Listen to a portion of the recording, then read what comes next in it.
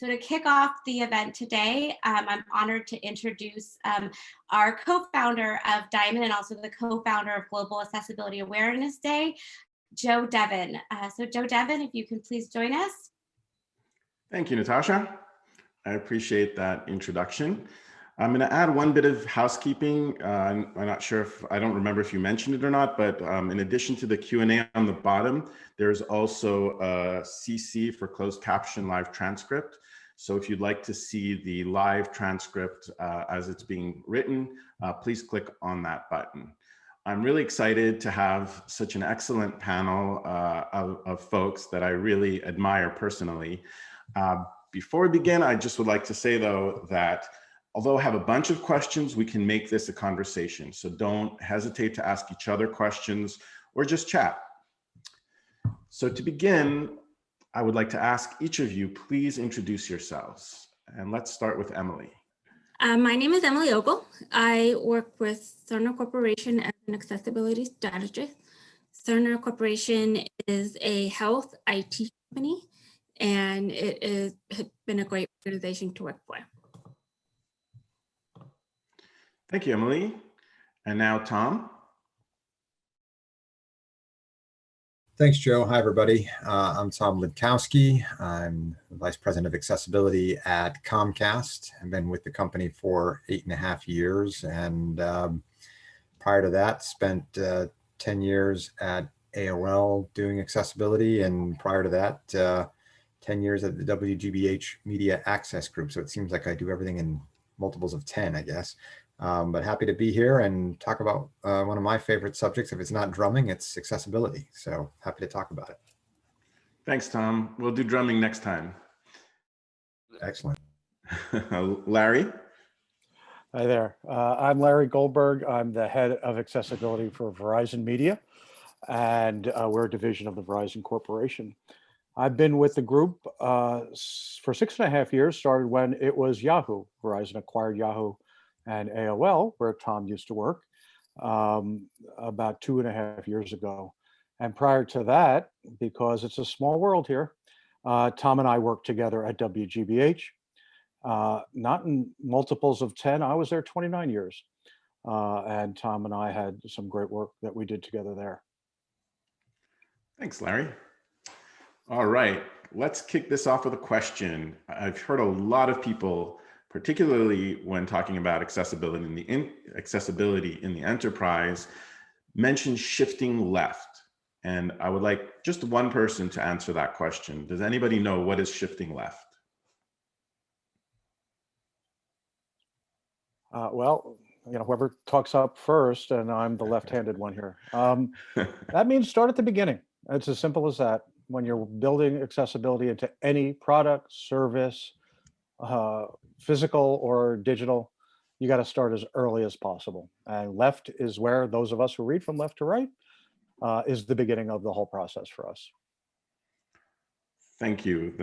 That's really helpful. I've actually heard a few explanations, but not that one. It was great. So if we do this in Hebrew, we start on the right, and then in some Asian countries, we have to shift up. I get it. Now, I'd love for each of you to tell me or explain really where the accessibility department sits inside of your organization. I guess I'll start this one. So at Comcast, we sit in what's called the Customer Experience Product Organization. So, several years ago when I joined the company, I was in the product organization. Then we created a customer experience group, and then created this organization that is really doing a lot of work to make the customer experience more digital. So it kind of made sense to kind of bring everything under that umbrella, because you can't deliver a great customer experience without a great employee experience, as our Chief Product Officer, Charlie Heron, likes to say. And so that gives me the leeway to, cut across the company And as Larry will tell you from our time together, I'm not one to stay in my lane anyway. Even if I didn't have that leeway, I'd probably try to create it. And so from an accessibility standpoint, it gives us the best vantage point to really influence as many different areas of the enterprise as possible. Right. I can go next. So at Cerner Corporation, I sit in the regulatory strategy space where, you know, the team as a whole just kind of analyzes regulations and Cerner's, you know, requirements and our client requirements. And accessibility kind of touches across all areas of our company. So there's 3 of us that sit in the regulatory space, but we also have associates represented in UX. And we also have people who are slowly but surely just becoming advocate for accessibility, and it's been great to work with the people across the organization. It's a work in progress for sure, but I'm really happy with what we've got so far. Great, thank you. At Verizon Media, the accessibility group is part of consumer growth marketing, which is in consumer products, because our main mandate is to make sure what we build is fully accessible for people with disabilities. But Tom nailed it. Those of us who work in this field cannot stay in our lane because of our passion, our interests, our expertise. You can't box us in. So we wind up being extremely horizontal, and we touch areas from HR to procurement to PR because we know it, we care about it. Great. So as a follow-up, I'd like to just get a general sense, like what is the size of the accessibility team with respect to the number of employees that have to be supported internally or users supported externally? Larry, why don't we start with you? Oh, sorry. Sorry. All right, Joe, you knew I'd be giving you a wise ass answer here. But as far as I'm concerned, my accessibility team is 11,000 because that's the number of people who work for Verizon Media. And we've been pushing very hard on that accessibility is everyone's job. And of course, we do have some subject matter experts who've been in the field for many, many years. But our real goal, and we're actually taking specific action on it, is to make it everyone's job. So yeah, we have a small but mighty team, but in reality, everyone in the company is part of accessibility. I love it. That's the way to do it. Emily. Yeah, I mentioned, you know, that in my specific team, there's 3 people, and we also have a couple of UX associates who are working with accessibility. When I started, the team was even smaller. It was just me and my manager. And so it was, you know, we're called a very small but mighty team, and we're a little bit bigger now, but it's still a fairly small team. But it, you know, it has been rewarding to see so many associates at Cerner, once they understand, you know, the purpose of accessibility, embrace it. And that's been, you know, really interesting and rewarding to see kind of how people, once they get the message, want to do something about it. Absolutely. Yes, so I guess I would have a team of 90,000 if I followed Larry's formula, which that's a pretty amazing number of people. But I agree with Larry and everything that Emily and Larry have said, but it is everyone's job in the company to really drive accessibility. And so I have a team of 12 right now. And I think, you know, the thing to realize here is that I know companies that have north of 40 people on a dedicated accessibility team, plus, you know, people within different product groups whose full-time job it is at accessibility. And then I know other companies that have smaller teams. I think it really comes down to, you know, the type of buy-in that you have at a company, you know, top down, bottom up. You really want to try to cultivate both there. And then I'd say, you know, where you're based, and does it match up with what your culture supports to drive this forward? So yeah, size does matter to some degree, but it really also, you know, you need other ingredients to really drive it forward as well. Yes. So I'm going to ask you a follow-up, Tom. How do you cultivate that buy-in from executives? Bribery. No. No. You know, and that comes in different shapes and sizes too. You know, there are executives that have connection to disability and somehow, you know, I think accessibility professionals have radar. We tend to sense where those people are, or at least some people, you know, reach out to us and we try to leverage that. You know, the buy-in really is you know, it comes in different ways. You know, for us, and we talk about our loved brand strategy and how you know, accessibility really does contribute to that. You know, we talk about innovation. Accessibility is a driver of innovation, and the reason that is because you have to really think about a multimodal experience to be truly inclusive. It's not a one-size-fits-all solution, and executives want to innovate and differentiate their products from competitors in the marketplace. So, you know, and then, you know, from a corporate social responsibility side of things, the one area that we don't tend to make the argument as much of anymore, which I think is great, is, you know, compliance, because when you couch it as compliance, you're going to get the minimum bar. And it really makes it hard if you start talking about compliance and your product people are hearing that message all the time, to get them to go that extra mile, because they then say, well, I've checked the box. And so I would strongly encourage that when you do make those business cases to whomever it is within your company, of course, compliance needs to be understood and known and monitored, but that's not the lead.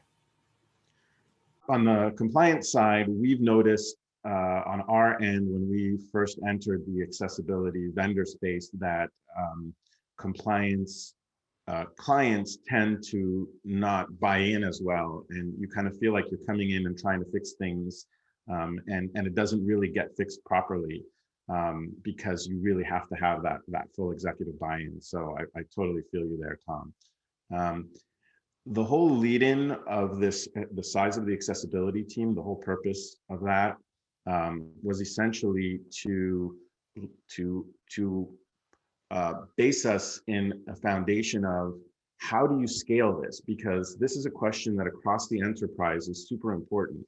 How do you take a small team and have that small team hit up all the other divisions and get them to buy into accessibility? Because at the end of the day, what we really want, and it looks like the captions are back, what we really want at the end of the day is for the culture of digital product development to change, so that accessibility is part of the entire process. So sorry it was a little bit long, but the question really is, how do you scale this effort when you have a small team, but you're supporting a large group of people?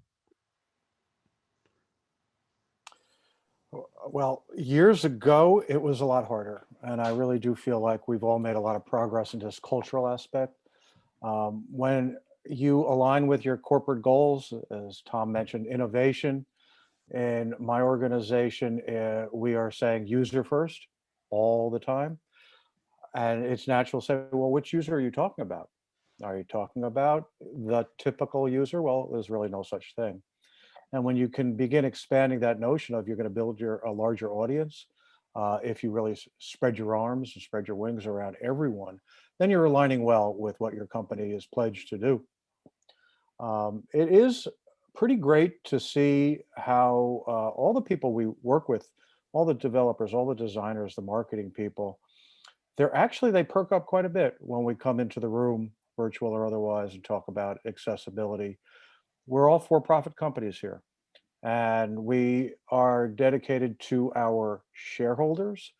But as the Business Roundtable not long ago announced, companies must look at all of their stakeholders, their employees, their shareholders, society. And when you're looking to get trust and be a force for good that is a force for growth, then you're aligning accessibility beautifully with your corporate goals. Great answer. Emily, you want to tackle that question? Did we get back to? Yeah. I unfortunately I do rely a lot on the closed captioning, and it seems like it's kind of fallen off again. So Joe, I hope you don't mind if I kind of restate what your question is, just to make sure I understood it correctly. It's like, how do we, with the small team that we have at Cerner, kind of scale to the size of the corporation? Yeah, okay. So yes, we do have a small but mighty team. Cerner has 30,000 people, and it's a global organization. So we have team members in Europe, we have team members in India, we also have offices and virtual associates across the US. And it has been challenging to, sometimes we think of it as ratio, like we have a ratio of one expert per 10,000 people, for example. And, and so it can become quite daunting when we think about how we're supporting the organization and, given the size, like, what are we missing? Are we missing something? And so it's been taking a very structured approach to, what we are going to tackle. And one of the ways that we've done that is through our Vpat process. And I know Larry and Tom have some skepticism about the Vpat process, and that's perfectly fine. But what we've done is just kind of train people on how to complete the Vpat, and then the accessibility team work very closely with those teams, and then that training and that process of assessing their product for accessibility brings in awareness, and then also brings in that advocacy, and then it also kind of helps spread that effort.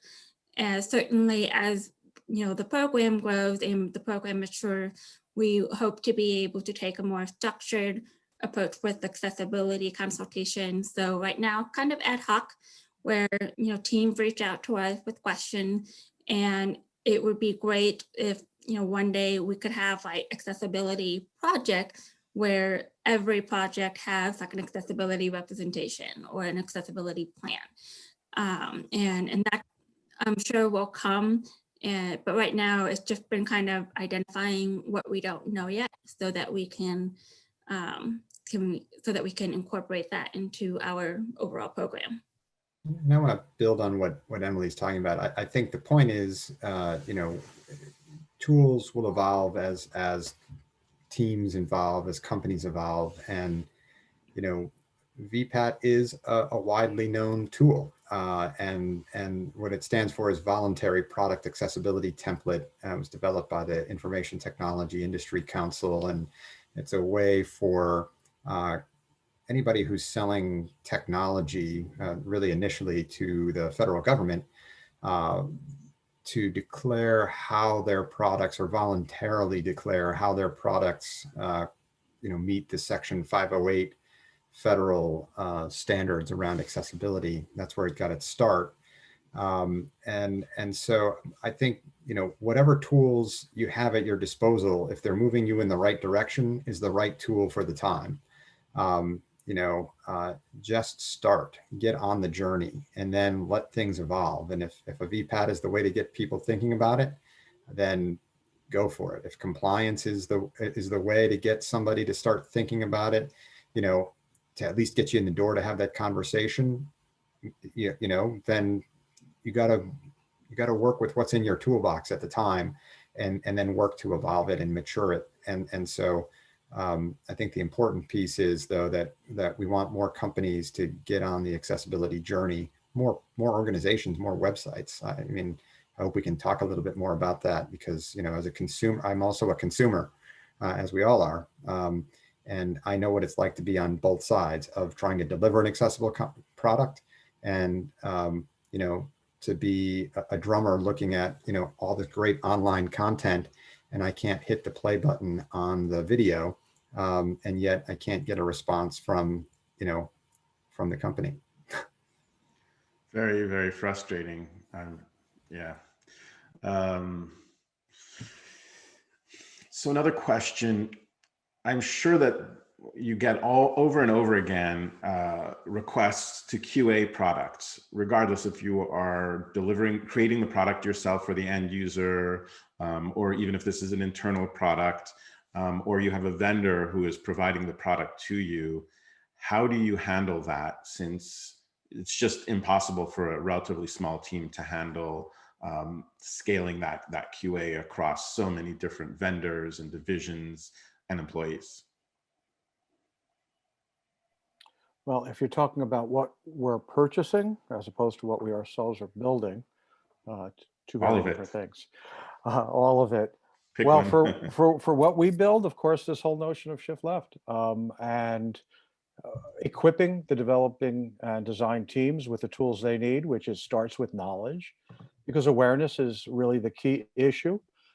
They need to know what it means. What is a screen reader? How do I turn it on? Can I test my product using all the platforms and all the assistive technology? And once they have that knowledge base, then give them the tools to evaluate. There are some decent automated accessibility checking tools that need to be supplemented by manual checks. And then there's the same thing for QA tools after they're done. So in my world, I'm trying to limit the amount of simple bugs that reach my team, because it's crazy for us to evaluate a product and find that buttons aren't labeled or links aren't proper or the nav order is off. We should never, ever see that in my shop. Those are simple things that need to be caught much earlier. And therefore, if you disseminate and decentralize the way you're hunting down those kinds of bugs, then it's only the tough ones that we really need to grapple with. Some completely new UI that no one's ever done before, a way of combining video and search together in the same app. That's what my team needs to spend their time on, tackling the tough stuff. And that's the direction we're taking in last year and this year is, again, shifting left, equipping those people who build things with the knowledge and tools so that they can fix it, at least the rudimentary things first. Thank you. Emily, Tom, any thoughts on this? Procurement, yeah, I agree. I mean, we got to have it in the RFPs. You got to find ways of bringing that in so that it can work that way, and where you know the small team doesn't have to touch every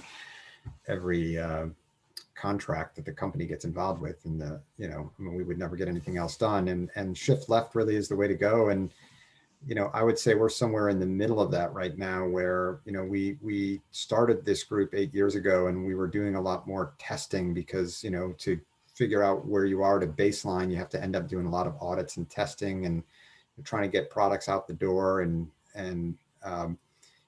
that's that's a hard pivot to make back toward putting other people accountable for it, but it's clearly the way it needs to go. And so I would say that's the ideal of course, shift left, but I think all of us probably have our hands in both buckets. They're just the nature of how fast technology changes today, the many different products that we all have. But that's the true way to do it at scale and I think when you think about an accessibility group, the way we have ours set up is, we want to be more of a consultant. And so it's kind of like this hub and spoke model where, we want to be the gatekeeper for, the right automated testing tool that we want the company to use to crawl the web page. We want to be the gatekeeper to, what tool should we do for some semi-automated captioning or audio description solution, best practices, infrastructure, and training and knowledge. And then, then we can measure product owners once we've empowered them with these resources and continue to empower them. Then really, where's the excuse at that point? Because you have all the tools and you have a group that's dedicated to looking at that. And now you just need to work it into your own micro culture for how your product gets designed and built.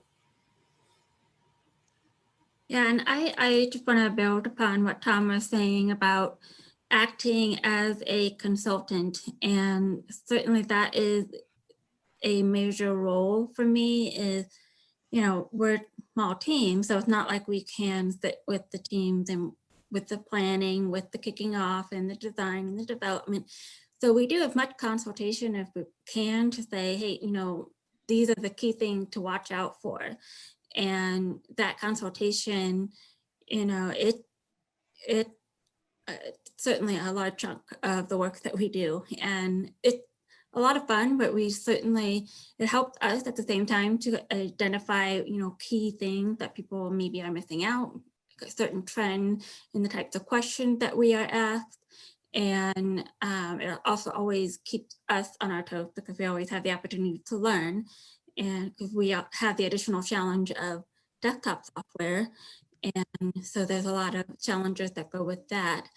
But going to the procurement part, I think that having like a centralized procurement process for, all areas of the company is going to be crucial because, if product teams are procuring their own tools, procuring their own software, data services, then, you're going to have a kind of like a piecemeal approach to accessibility. And with procurement, if it's a centralized process and it's baked into contract management, it's baked into legal, wording, that would go a long way, and at least making sure that we are engaging with the correct people. And what I've seen, just trend that I've seen is we'll have people asking us how accessible we are, and they might not know exactly what they're asking. So they may just ask us, are you 100% accessibility compliant? And we'll be like, well, it depends. First, it's a journey. There's always going to be evolution. And so we get that lack of understanding from people wanting to procure from us. And then we also see that lack of understanding when we're trying to procure content is we don't necessarily know what to look for. So, it would be great to have that procurement process finalized, and that is something I know is in the works at Cerner because we know it's such a crucial need. Thanks, Emily. Note, we seem to have the closed captions fixed, so really glad about that. Apologies to everyone who was affected by it, but I'm glad we fixed it. I've got, I'd love to see more questions in the Q&A. So those of you that are attending, please do ask questions because we have about 10 more minutes of our panel before we go to the Q&A. So that's just a little prompt there. My next question, which I'll try to say with a real straight face. Do you find that most of the software you procure is accessible by default? Well, this is Larry. No, to give you a short answer. And, you think about the notion of you're going out to buy something expensive. And let's say it's a car, and the car dealer says to you, I'm not really sure if it works, but you might want to check the exhaust system. And if it's broken, then you're going to have to go spend some money to fix it. I'm not buying that car. And I feel the same way about our vendors. The top suppliers, the tech companies who we know, trust, I'll name names, the Adobes, the Oracles, the Microsofts of the world, they know what they're doing. When they give us something like a Vpat, we know we can rely on it. But we have, I think, something like 10,000 vendors, and the vast middle of them really don't know what we're talking about when we ask about their accessibility. Or if they fill out a Vpat, they'll say meets requirements partially. Well, does that mean the muffler's broken or the carpets are dirty? So it's just not helpful. So, we are really working hard to find a much more facile, less burdensome way to make sure that what we do buy comes to us clean, workable, usable, because accessibility and usability can be different things. And so that our employees with disabilities are well treated. Great answer. Much to add there. I mean, that pretty much sums it up. All right. Emily? You're on mute, Emily. I think I must have accidentally unmuted when I was intending to mute. Yeah, so I've shared a little bit already, kind of like what I would like to see from our procurement process. It does take a trained eye, when you are looking at a Vpat, if that's the way that they are accounting for their accessibility is through a Vpat. It does take a trained eye to understand what that Vpat means, and just because somebody filled out a Vpat doesn't mean it's high quality. It doesn't mean that it is understood. So you have to know how to analyze that. You have to know how to analyze any kind of evidence that a vendor provide that they are accessible. And so I think that that's going to be key if we're trying to procure accessible content.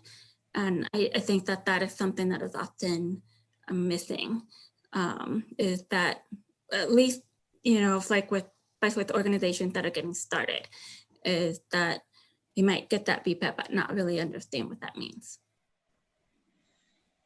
Great points. What is your take on the business of accessibility? Is the business case important in your organization to make? Is it easy to make? How is it received? Just generally, what do you think about the business of accessibility?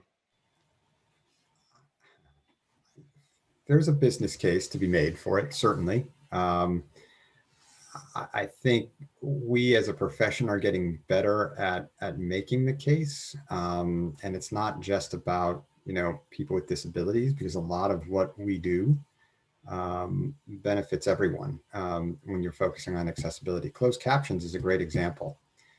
I know that one of our product lines, close to 2 million people have, closed captions turned on their set-top box. And so that's, kind of the electronic curb cut, right?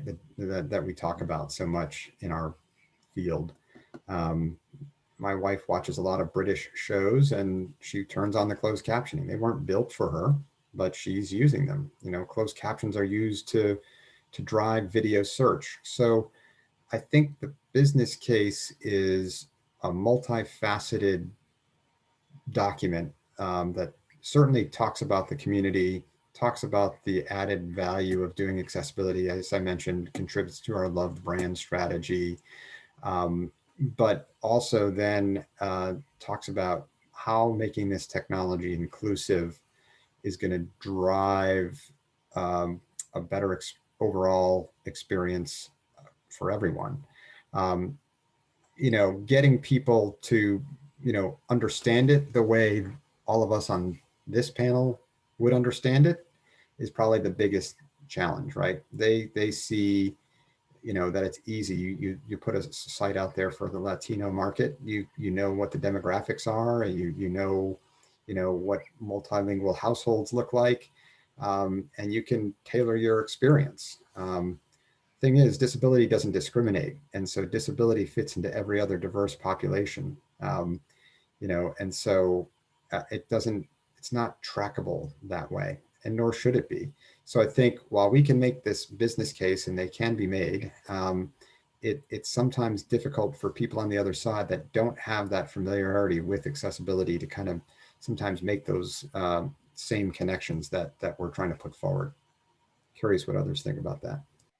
A few years ago at a shareholders meeting, someone asked Tim Cook at Apple, what's the return on investment on building accessibility into his products? And I believe the famous quote was, I don't give a damn about the ROI on accessibility. Now, we're not all Tim Cook and we're not all Apple. So we do have to give a damn about that. And I think we can, and we do make that great case. Aside from the unfortunate risk, the downside of some of the litigation that's being filed lately. So certainly any business is going to look at the risk. But as Tom said, for instance, closed captioning, which is where I started. I hope we're not overusing that case, but we know that if you caption your video, you're enhancing search.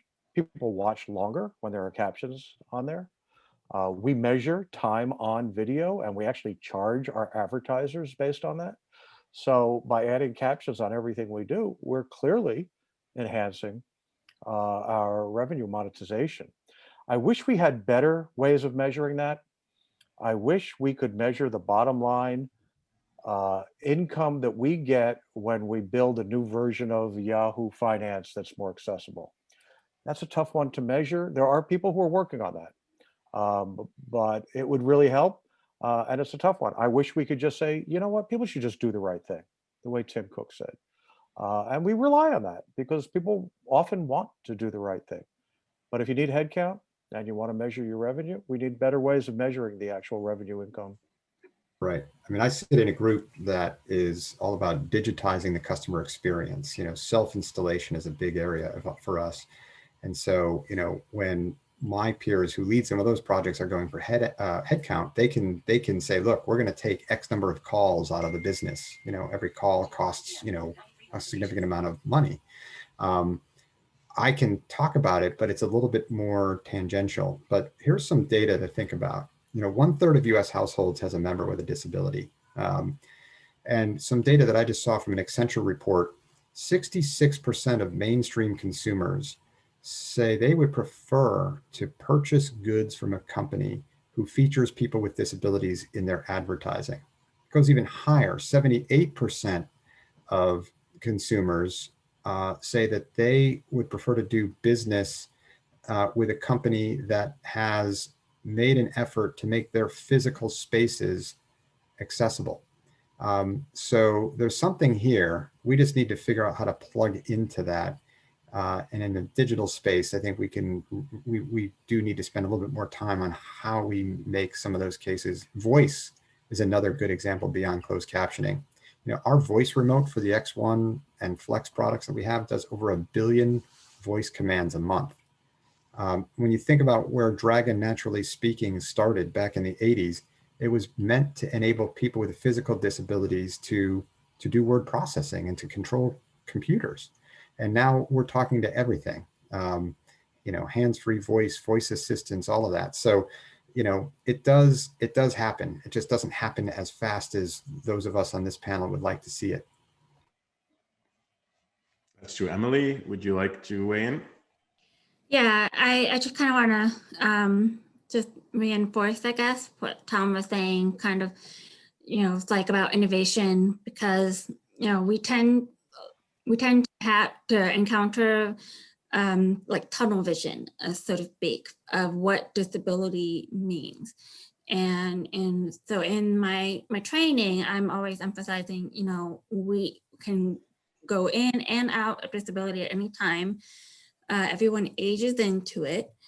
And if we start thinking about that user, or whether it's someone who uses a wheelchair, someone who needs closed captioning, if we start being more inclusive in our thinking, we end up coming up with just different ways, different innovations. If you are designing a place, a house that normally would just have 4 walls and a roof, and you were designing it for someone who didn't have,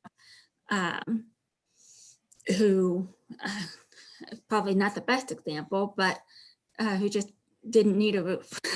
I don't know, just something outlandish. But if you're designing for someone that kind of completely changes your thinking, it's going to bring about so much creativity. And that creativity has so much more potential than just that narrow vision of someone in a wheelchair. And accessibility really does drive innovation.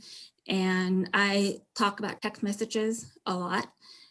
People use text messaging, people use elevators, people, you know, like being able to walk into a grocery store and the doors open automatically for them. And certainly in a pandemic, that have made us all more safe because we're not touching surfaces at a grocery store. So things that were developed for people with disabilities have a much larger usage. And screen readers, for example, people with dyslexia can use them. Closed captioning help people with autism to kind of understand what a tone means, because a closed captioning might say angry voice, and someone with autism who has perhaps some sensory problem or interpreting emotion, they can see that and make that connection with the face. And so there's just so much potential that when we're trying to make a business case and it becomes about compliance, it's kind of sad, because like there's the creative side of accessibility that I think people don't see a lot of. Thank you, Emily. I've got so many more questions that I wanted to ask, but the time flies when you've got such a great panel. So I'm going to go to a Q&A here from Haley or Hallie Power. I hope I pronounced your name right in one of the versions. You have a great question here. Thank you for all your input. I am new to the accessibility scene and I'm looking to make my current company more accessible as a web developer. My question is, how does a company prioritize in which ways their product becomes accessible when there are such a vast amount of different disabilities? Well, sensory disabilities have always, screen reader users tend to kind of pull in physical disability, because for a screen reader user, you need a keyboard interface to the web application. And so do many assistive technologies like single switch devices and things like that. So I think trying to find the intersection points of what technologies, what allows you to get to that common denominator or a common denominator. And I think history has kind of shown, for some of this, videos, you need captions, and that's a place to start. But a lot of other folks benefit, as we talked about.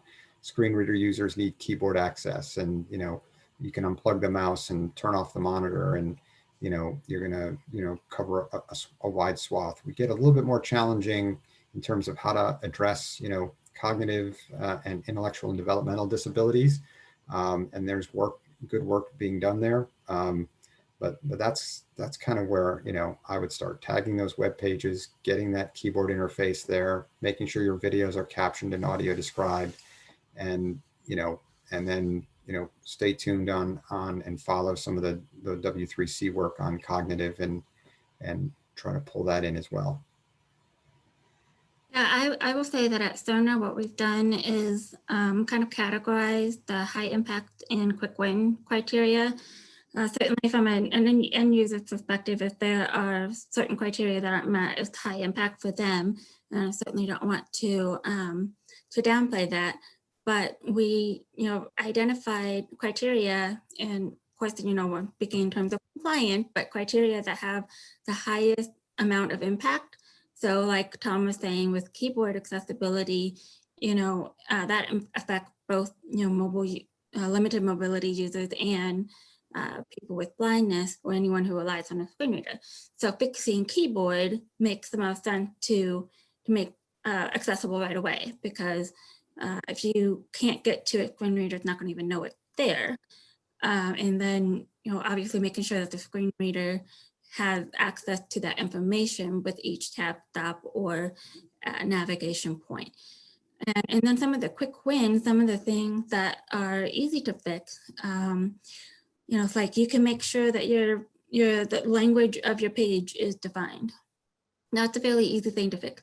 You can make sure that you have unique page titles. Those are easy things to fix. They don't necessarily have a high impact. Language of page can potentially have a high impact on screen reader users if it's incorrectly defined. I don't want to get too technical, but kind of identifying those like high impact and quick win can help you get some of like the big stuff or the easy stuff done, and then you can continue to improve the overall accessibility. Thank you, Emily. We have 11 questions. I'm going to try and rapid fire it a little bit. Somebody is asking, Mireille Abaya says, how does a junior UX designer, UI developer who wants to specialize in web accessibility gain professional experience as an accessibility designer or developer? I don't see a lot of internships or entry-level jobs out there. How did you all start in accessibility? So first, I just want to say that I saw that Sharon Rush is in the audience, and I love the fact that you can apply as an intern at Knowbility. So shout out to Sharon for that. And how did you all start in accessibility? But let's try and make it a quick answer. I will mention we do have an open internship right now for this summer. You have to be in school, either undergrad or graduate school. And actually, most of the tech companies do have internships for accessibility. And there's a tremendous number of entry-level jobs posted, particularly through LinkedIn and their accessibility portal. I wouldn't even bother looking at how I got involved in this field because it's just too circuitous and random. Luck, really, you need luck. But there's so many great people in this community you can learn from. The resources are phenomenal, from Sharon Rush at Knowbility and WebAIM, from the W3C, all for free.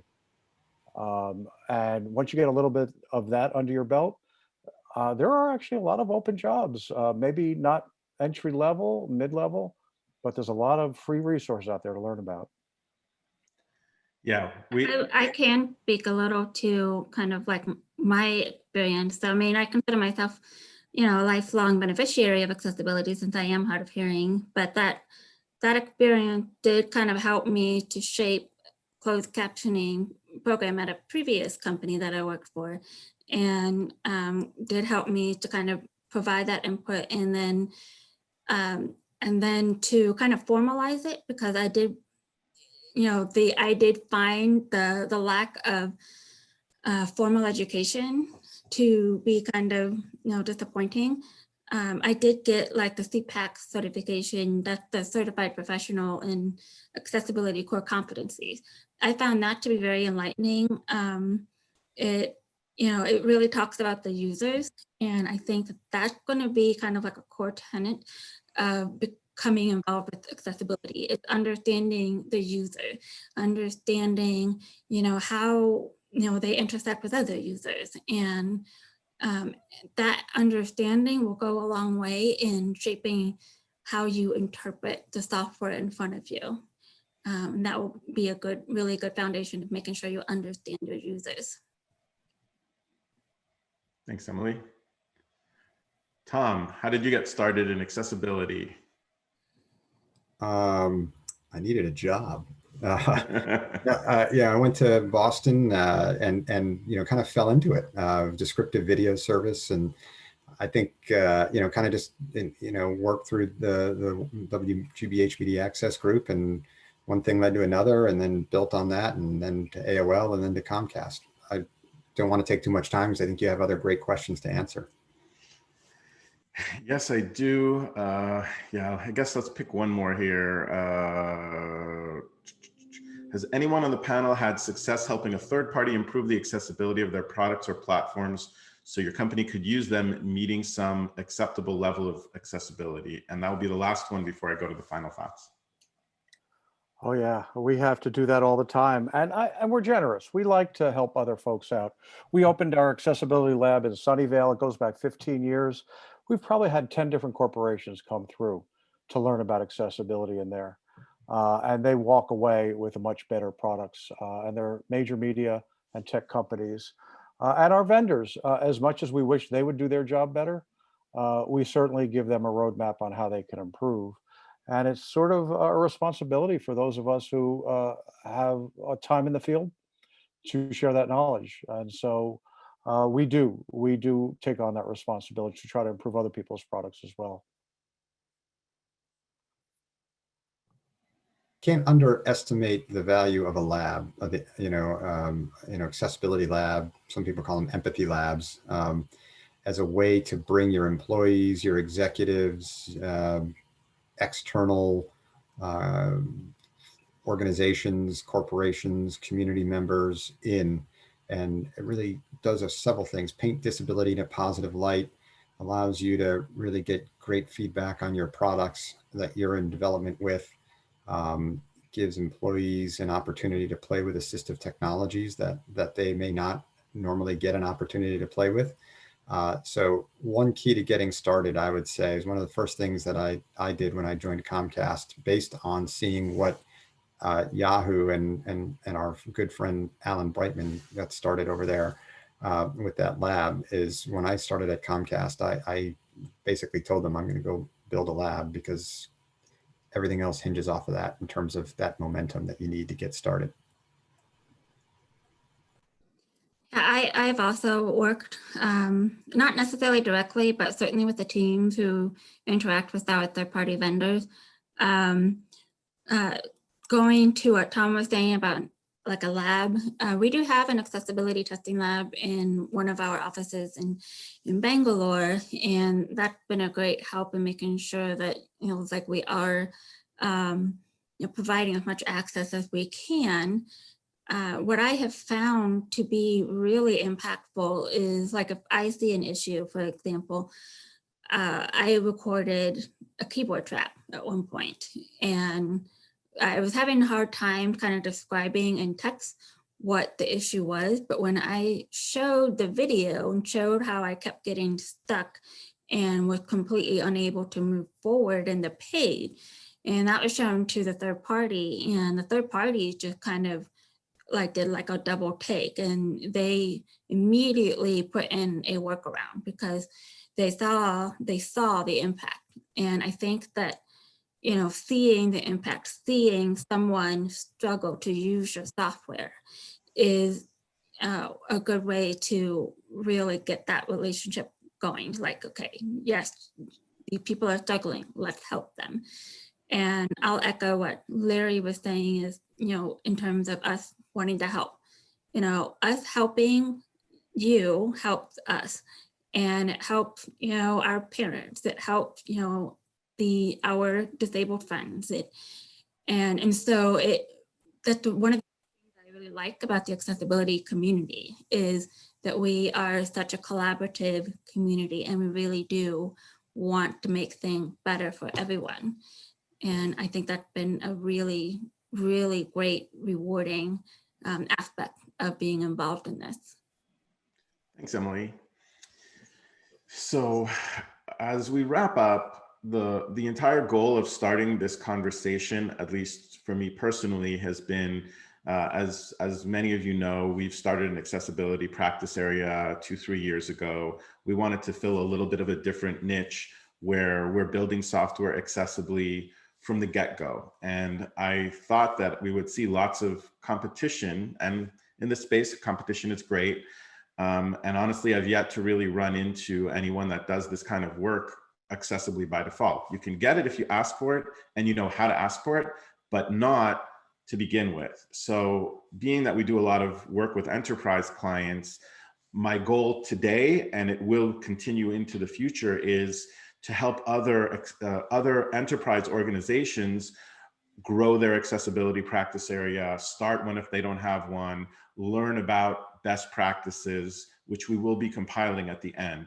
So for the final thoughts, I would love to ask each of you, what question should I have asked, or what advice do you have that is not obvious to other people that are in accessibility departments or want to start accessibility departments to make their organization better?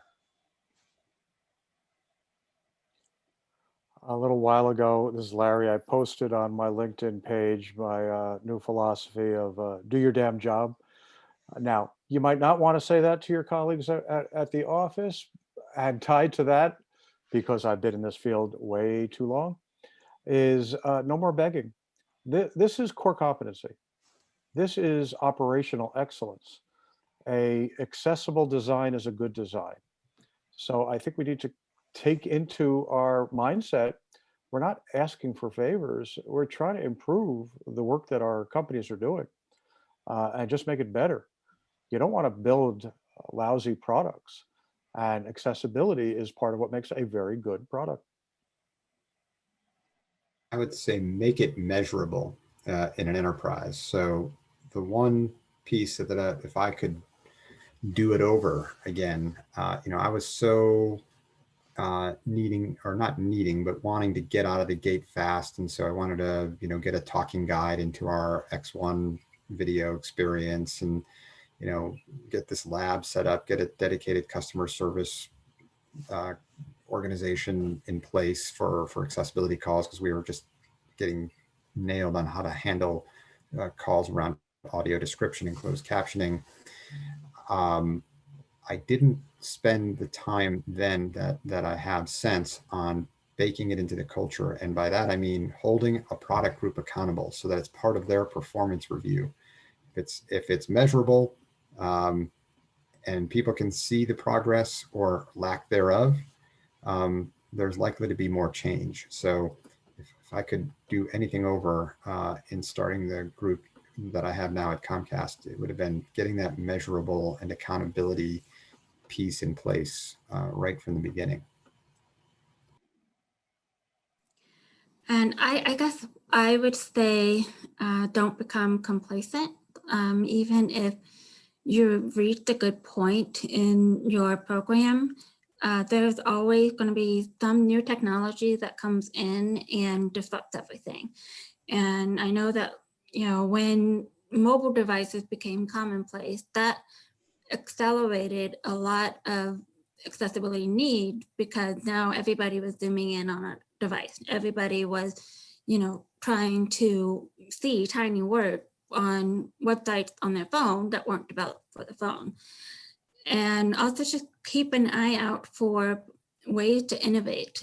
We've seen so many opportunities, like 3D printing, for example, potentially opens up a lot of career field for people who, for positions that were previously thought of fundamental requirement, where vision is a fundamental requirement. Well, if it becomes something tactile, if you're able to do something tactile instead, then it's no longer a fundamental requirement.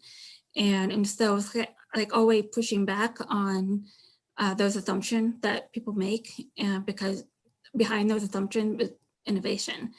And so just don't become complacent and always keep an eye out, because there's, there's always improvement. It's not like we're going to stop one day and say, we're perfect, we don't need to improve anymore. That's never going to be possible.